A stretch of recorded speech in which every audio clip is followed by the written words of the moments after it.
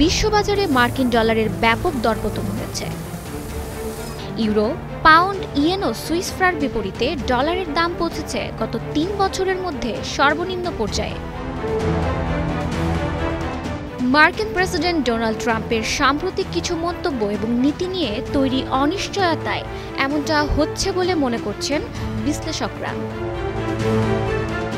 ধারণা করা হচ্ছে মার্কিন কেন্দ্রীয় ব্যাংক ফেডারেল রিজার্ভের স্বাধীনতায় ট্রাম্পের হস্তক্ষেপমূলক মনোভাব এবং ফেড চেয়ারম্যান জেরোম পাওয়েলকে সরিয়ে দেওয়ার ইঙ্গিতে বিনিয়োগকারীদের মধ্যে উদ্বেগ তৈরি হয়েছে।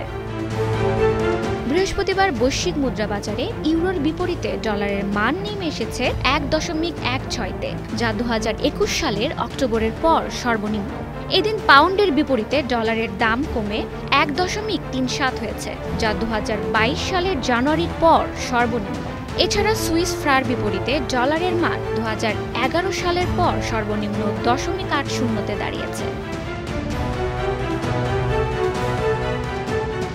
আন্তর্জাতিক গণমাধ্যমগুলো বলছে, প্রেসিডেন্ট ট্রাম্প আগামী সেপ্টেম্বরে ফেড চেয়ারম্যান জেরোম পাওয়েলের উত্তরসূরি ঘোষণা করার চিন্তা করছেন। যদিও পাওয়েলের মেয়াদ ২০২৬ সাল পর্যন্ত, তবুও ট্রাম্পের এমন ভাবনা আন্তর্জাতিক মানি মার্কেটকে চরম অনিশ্চয়তায় ঠেলে দিয়েছে। অন্যদিকে আগামী ৯ জুলাই ট্রাম্প ঘোষিত বাণিজ্য চুক্তির সময়সীমা ঘনিয়ে আসায় শুল্ক নীতি নতুন করে আলোচনায় এসেছে। এই শুল্ক নীতির কারণে বিনিয়োগ ব্যাংক জেপি মর্গান জানিয়েছে, যুক্তরাষ্ট্রে মন্দার আশঙ্কা 40% পর্যন্ত বেড়ে গেছে। সব মিলে এসব প্রক্ষেপণ আর অনিশ্চয়তার প্রভাব পড়ছে মার্কিন ডলারের দামে।